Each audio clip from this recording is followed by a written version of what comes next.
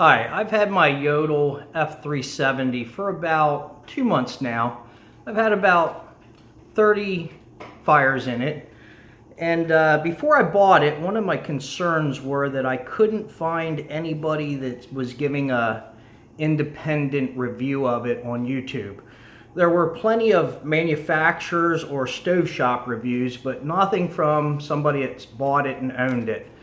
So I thought it might be a help to other people if I did one, since I've had it about almost 2 months now. So I broke it down in a couple different sections. Who's this stove for? It's definitely not for somebody that wants to heat their whole home. Manufacturer said, the manufacturer pamphlet basically says in my area that it'll do about 800 square feet. I think it's doing about 1,000 square feet. So I think it does more than what the manufacturer said in their literature, which I'm happy about. I'm about 1,800 square foot ranch. So it does everything but the bedrooms pretty much, and the master bath. It does do a good job. I'm very happy with it. But if you're looking to heat your whole home with it, this isn't it. And if you're looking to heat overnight without having to get up and reload it, this isn't the stove either. This stove burns, putting out a decent amount of heat up to 2 hours. I'm gonna say every hour and a half I put another log onto this stove. So it is not an all-night stove. I know the manufacturer says it'll burn up to 5 hours, and that might be true, but it's not putting out any type of heat that you're gonna want in a 3, 4, or 5 hour period. 1 hour, 2 hours, it does fine. So it's great for supplemental heat, and that's what we use it for. The other reason we had really picked it is because of the setback. It has very little off-the-wall setbacks. We could put this 4 inches off of a unprotected wall with a double-lined stovepipe on it.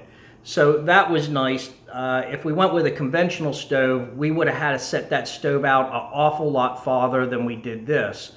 The other nice thing about the F370, it sets up high enough that you don't need thermal protection for a pad. You only need ember protection. So we were able to go with a piece of granite with a cork pad underneath of the granite to protect the floor. So it has a lot of things. If you're limited on space for a stove, this is a perfect stove for you. It is for us in our situation because we were limited on space. Some of the other things, obviously side setbacks aren't an issue for us, so that's not a problem, but they are very, very good setbacks on side to side for it also. For installation,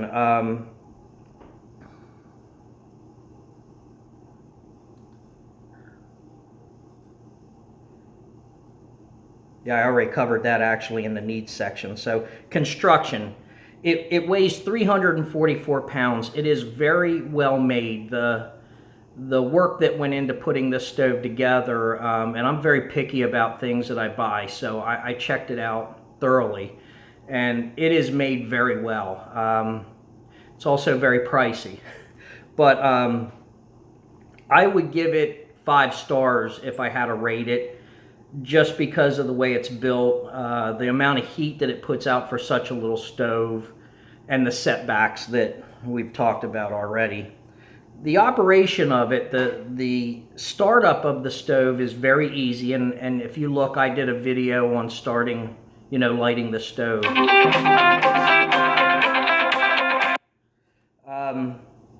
Log size is a consideration also. It doesn't take a normal log. It takes about, the manufacturer's pamphlet says a 12-inch log. I've played around and I've cut most of my longer logs about 13 inches.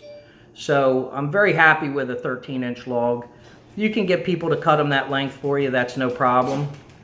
Again, the heat output, they say 3,500 BTU. I'm not sure about that. I just know that it'll roast you out of here. And again, we're heating about 1,000 square foot of it. After about an hour of it started up, we overtake our regular house heater and then just run on this heat. And then at night when the wood stove goes out, then our heater comes back on and takes back over. And we've had some pretty cold temperatures. Let's see. Alexa, what's the temperature outside? In Milford, it's 21 degrees with clear skies and sun. Today, you can look for cold temperatures, with a high of 23 degrees and a low of 12 degrees. So we're about 20 degrees, and they're saying it'll probably get down to about 12 degrees tonight. So it does a good job. I mean, once we start it and get about an hour into it, the heat goes off and it doesn't come back on until we let this run out. It drafts very well. Of course, we did a straight up through the roof pipe. We have no elbows in it or anything like that. We talked about burn time, the maintenance. Ash removal is easy. At the bottom of the burn chamber, there is a metal round plate down there that you just turn to one direction and it opens, grates up. And underneath that is a ash pan, so you just use one of your tools and scrape it back and forth until all the ash falls down through those holes. We only empty the ash pan about once a week. You'd be surprised how little bit of ash comes out of it.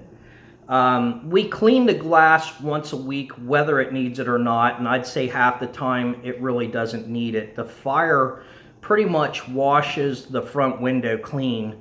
Side windows get a little bit of film on them and it stays there, so that's why we clean it once a week. We just don't want it to get out of control on us where we can't get it cleaned. So the main thing is, I guess, cost. It's an expensive stove. It's more expensive than this manufacturer's conventional stoves. This stove here was about $4,000. It cost us around $1,400 to have it installed, and the granite pad was about $1,300. So we're about $6,700 into it. That's a lot more than what you would get buying a conventional stove. And if we had the room and we didn't care about the setbacks, we would have bought the Oslo model from Jotul. It's a very good stove. One of our friends has it and is very happy with it.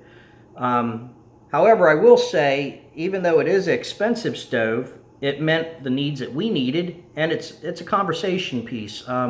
Everybody that that comes to visit, loves this stove. So I guess the main question is, would I buy it again? And I definitely would. I'm very happy with the stove. Like I said, if we had a bigger area and didn't have to worry about the setbacks, then I probably would get a conventional stove from Jotul. But this has been a very good stove so far for us, and we're happy with it. So I just wanted to give that information. If there's any other questions anybody has, just leave it in the comments and I'll try and answer it. Again, this was the type of information I was looking for when I was looking to buy this stove, and I really couldn't find it from any independent source. And if you like the video, please give me a thumbs up on it. Thank you.